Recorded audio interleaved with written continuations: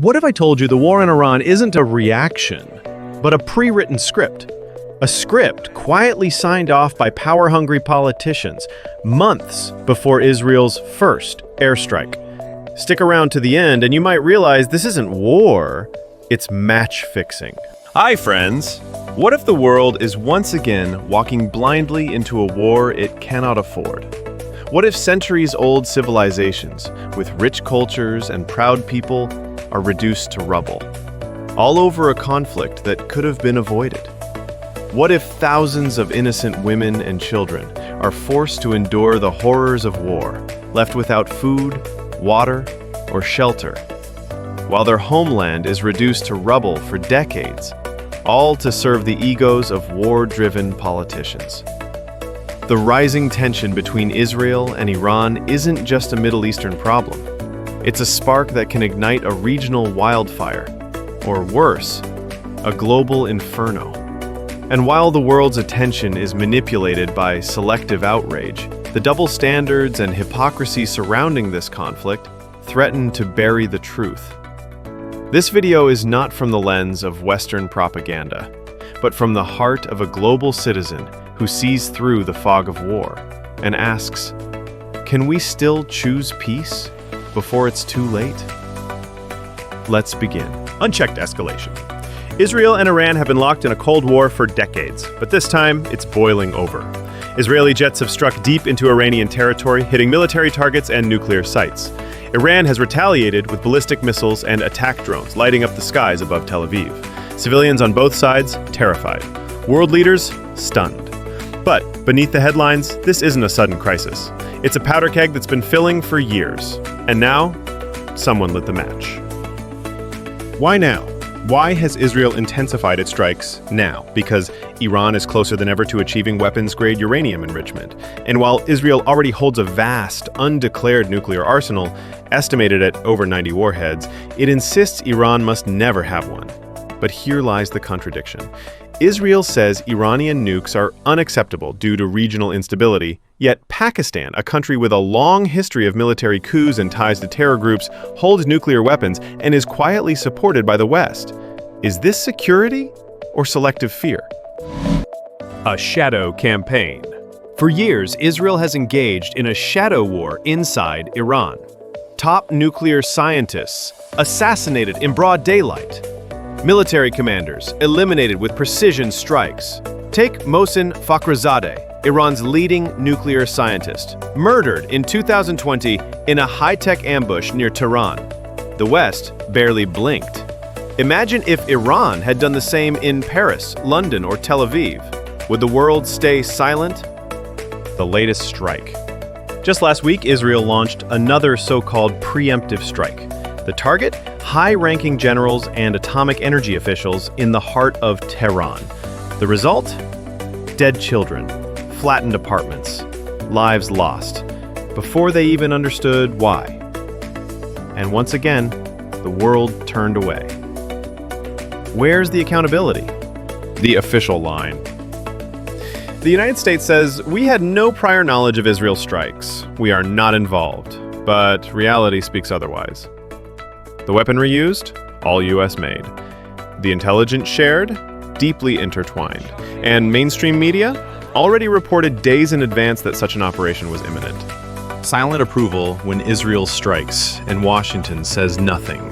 That silence is complicity. Let's not forget, the West funded, trained, and armed actors in past Middle East conflicts only to later regret it. Is history about to repeat itself? The WMD lie. In 2003, the world was told that Iraq had weapons of mass destruction. A narrative pushed relentlessly. The result? Over 500,000 deaths. Created another powerful terrorist organization, ISIS. An ancient civilization reduced to ruins. But no WMDs were ever found. Saddam Hussein was hanged to death. Iraq became the poorest country in the Middle East. Recycled narratives. Today, the same voices say Iran must be stopped before it's too late. Sound familiar? The language has changed, but the strategy hasn't. If we don't question the narrative now, we may wake up to another Iraq, but this time, far worse. The regime change playbook. Recently, Israeli Prime Minister Benjamin Netanyahu openly called for regime change in Iran, claiming it would, quote, liberate the Iranian people. But we've heard this before. 2 decades ago, Netanyahu made a similar appeal, urging the U.S. to invade Iraq under the promise of a better future for its people. What followed? Hundreds of thousands dead, a nation destabilized, and a power vacuum that fueled more extremism, not less. Now, the same narrative is being dusted off, targeting yet another ancient nation. But regime change is not liberation, it's occupation. And history has shown us, it's the people, not the politicians, who pay the ultimate price. The path ahead. The Middle East isn't just home to Iran and Israel. It's home to millions of expatriates, workers from South Asia, Africa, Southeast Asia, and beyond. They build the cities, power the economy, and support families thousands of miles away.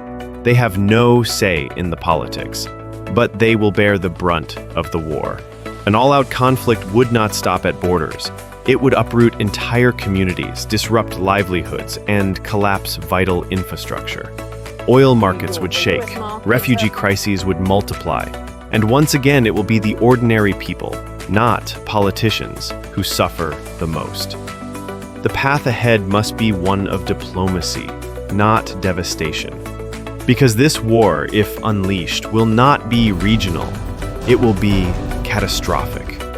A message to the world, to the people of the West, to those in Israel, to the people of Iran, and to everyone watching this. We still have a choice.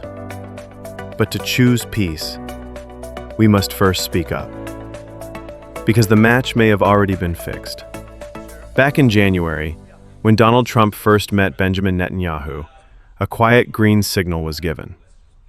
In return, a shot at the Nobel Peace Prize. Here's how the plan unfolds. First, Israel strikes Iran's air defense systems, neutralizing their shield. Then, targeted attacks on nuclear facilities, and the assassination of top generals and scientists. As tensions spiral, the U.S. steps in. Bombs rain down on Iran's nuclear infrastructure. Then comes the twist. Trump pressures Israel into a ceasefire. He calls Putin, urging him to push Iran to back down. The result? Netanyahu fulfills his obsession, weakening Iran's nuclear capabilities. And Trump, crowned as the world's peacekeeper, with bombs. Why not a Nobel Peace Prize, right? And the Middle East, once again, left in ruins. If this message resonated with you, please like the video, share it with others, and subscribe to our channel for more independent, thoughtful perspectives.